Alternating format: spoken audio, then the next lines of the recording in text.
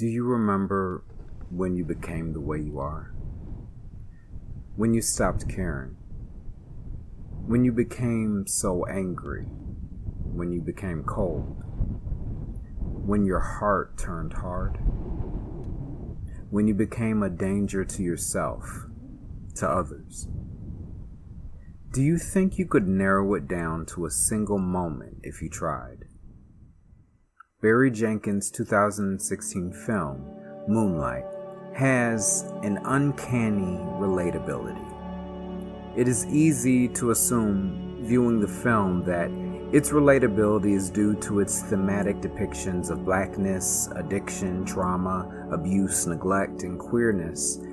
Yet, the lived emotional experience of the main character, his emotional arc, especially as he transitions from being little, then Chiron, to becoming black, is one of fear and rage. As little, the protagonist is enveloped in fear from his very first moments on screen. The fear of his peers, who chase him, who beat him up, who sexually bully him with slurs.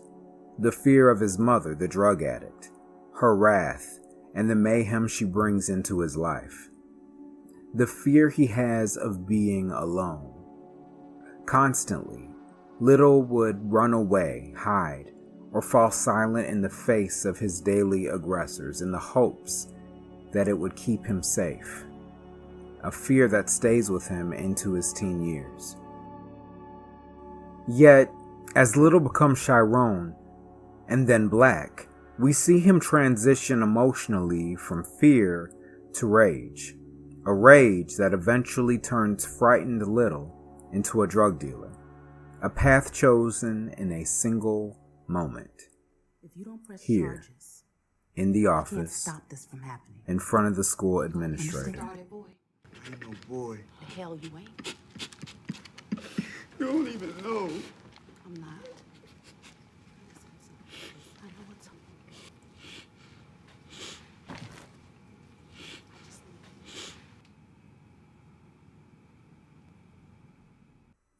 As Chiron, leading up to that moment, his fear was becoming more expressive. It gained a voice, to talk back, to object, to agitation, to abuse. However, unsuccessfully. They were pallid attempts because deep down, he still wanted to run away. As a teenager, having lived many years with the trauma of isolation and abuse, Chiron was accustomed to fragile hope and losing hold of the few things that brought his life any meaning or value. This much he could abide. It was commonplace.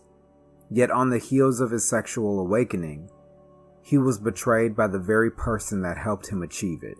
A betrayal that reminded him that even his most intimate moments, this time his first shared sexual experience, maybe the first time he could remember feeling truly alive, fully seen by another person, could be taken away from him with such abhorrent cruelty. And that moment led him directly to this one, when something changed.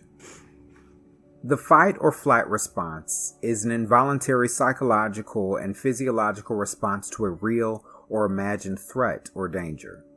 It is an automatic response, but the constant presence of danger can cultivate this fear response into more lasting psychological consequences like anxiety or forms of PTSD. The rage and fear of fight or flight are inextricably intertwined. In Chiron, we see fear born of anxiety, danger, and brutality grow into rage, when the initial emotion changes from a fear of the threat to a fear that the harm won't end. Little was a lonely and lost child. He knew no other world than running away. He knew no safety in friends or family until he was rescued by Juan. But as he grew into Chiron, he came to learn that all of his safety and security could be slowly but surely taken from him. While pain doesn't end, his mother will fall deeper into her madness and addiction. He will still get bullied. His surrogate father will pass away. And even his body, something he learns is capable of experiencing tremendous physical pleasures, will inevitably get beaten and brutalized. It was this threat, these constant and continuous conflicting truths, that turned his fear into rage, a rage that turned him into Black, a man whose power resides not in his ability to escape that threat, but in his ability to destroy it.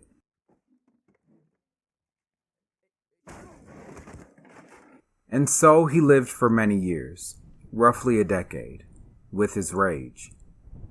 In that time, Black became a man who would take on any threat. Yet, and still, Black never overcame his initial fear. In the final episode of Moonlight, Black returns to his home in Miami to see the man that saw him through his sexual awakening. It is easy to believe that this decision was about his sexuality, but Black's entire arc wasn't truly about his sexuality at all. Black's story was about reconciling the pain that he experienced when he was little, then Chiron, with who he became as Black, and who he was supposed to be.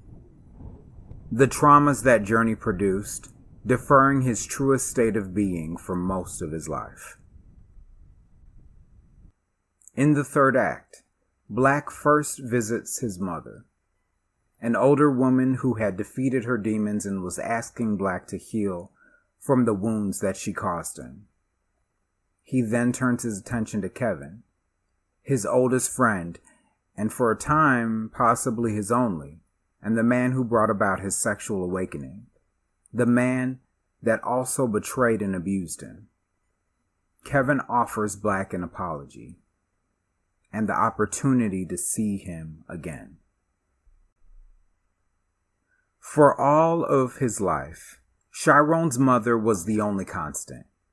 But that constant was accompanied by abuse and neglect, so it wasn't fair for her to ask him to heal from the pain that she caused him and to turn away from the anger that protected him.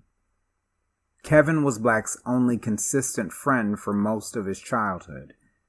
He was the only person that ever saw him as an equal, but turned against him, beating him out of peer pressure.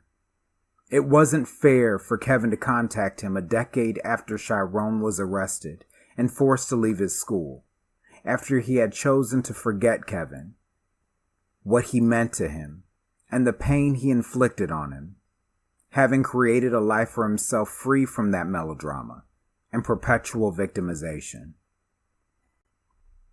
Still, their apologies, their invitations, were a kindness.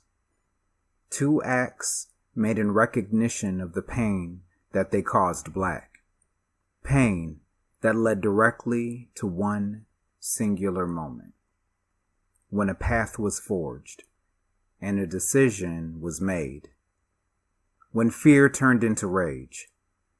They were meager yet earnest attempts at undoing the damage that was caused.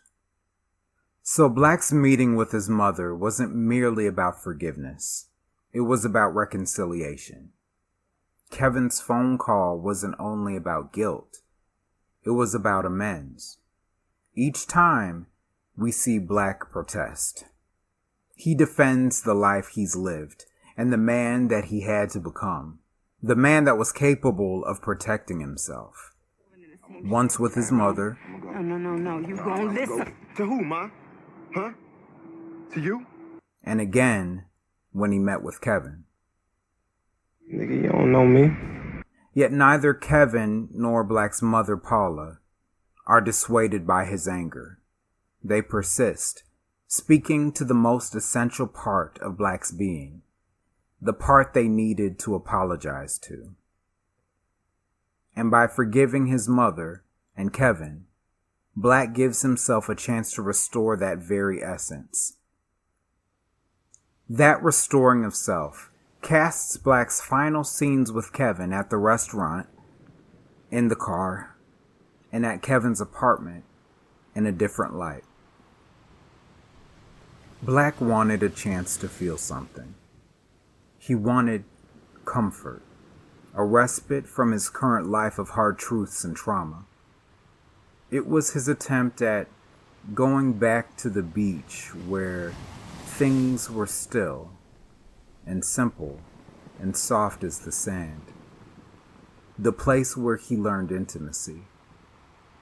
His desire was for the slightest consolation for the hell he experienced after things changed for him, when he became Black. Moonlight's final scene between Black and Kevin wasn't about romance or sex. It was about solace. And the first time in years Black could cast off his rage and his fear and just be. The function of fight or flight is self-preservation.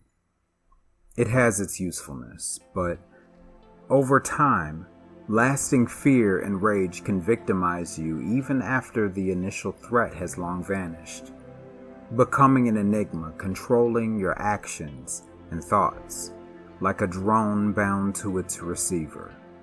Mercifully, Black was able to break free, finding that instance things changed for him. And like Black, if you seek to conquer rage and fear, you must first use the knowledge of that moment and go back to that time and place, and then back again to who you were and were becoming in the time before.